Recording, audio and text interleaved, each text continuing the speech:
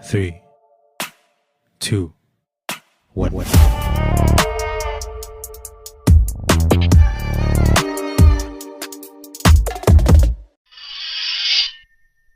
IF flags concern over delay in new Tejas.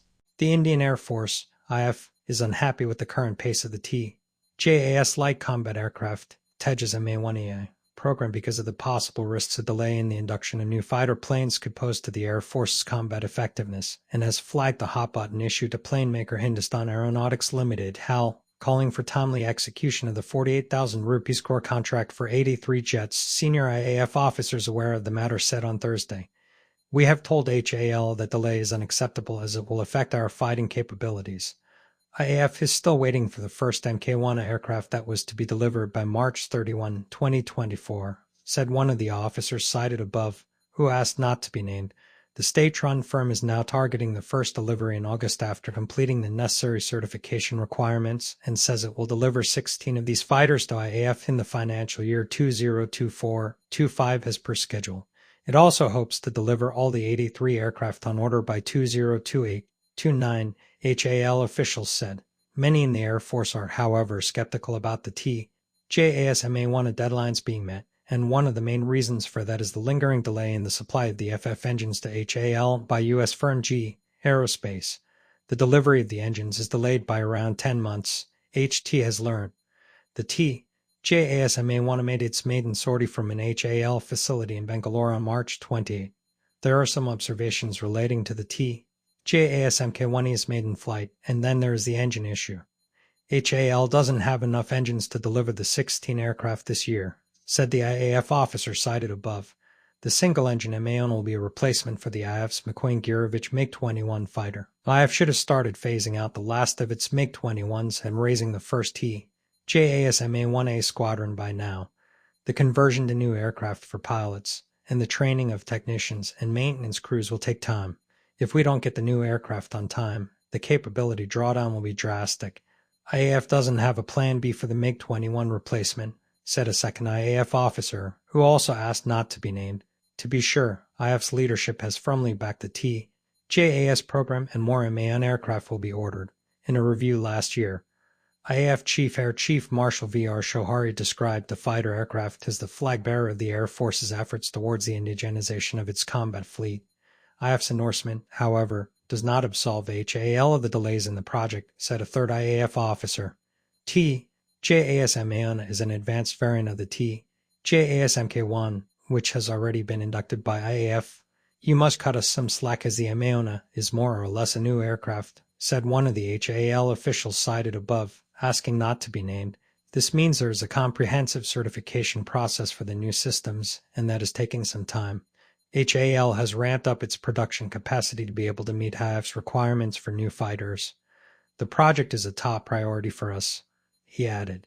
HAL has set up a new production line in Nashik for JAS Ma-1 to meet IAF's growing needs. HAL says it can build 16 JAS Ma-1 every year in Bangalore, and the Nashik line will help it ramp up production to 24 jets.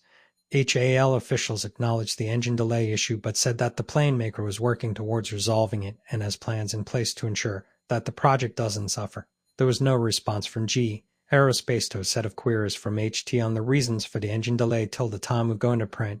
Engine deliveries are believed to have been delayed because of supply chain challenges. Even as doubts shroud the delivery schedule of the JAS Ma-1 jets, more are likely to be ordered soon. In April, the Defense Ministry issued a tender to HAL for the proposed acquisition of 97 more JAS Ma-1 to strengthen the Air Force's capabilities at a time it is grappling with a shortage of fighter squadrons. The new fighter planes are expected to cost around 67,000 rupees crore. JAS is set to emerge as the cornerstone of IAF's combat power in the coming decade and beyond, as it is expected to operate around 350 JASs, a mix of Ma-1s, Ma-1s, and the future Mk2.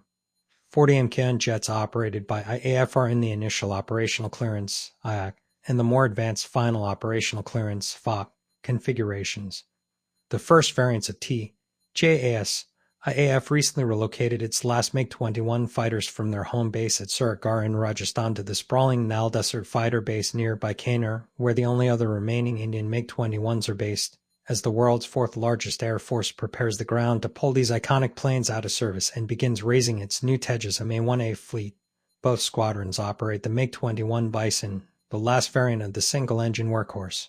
The TJAS project was sanctioned in 1983 as a replacement for MiG-21s. IAF raised its first TJAS Mk1 squadron in Sulur with 2 aircraft in July 2016. While the existing Mk1 and the new Mk1 variants will replace MiG-21 fighters, the Mk2 aircraft is planned as a replacement for the MiG-29s, Mirage 2000s, and Jaguar fighters that will start retiring in the coming decade. Modi-Putin summit boosts India-Russia defense collaboration. Russia and India have agreed to establish joint ventures to produce military spare parts and components in India, ensuring the maintenance of Russian-made equipment used by the Indian armed forces.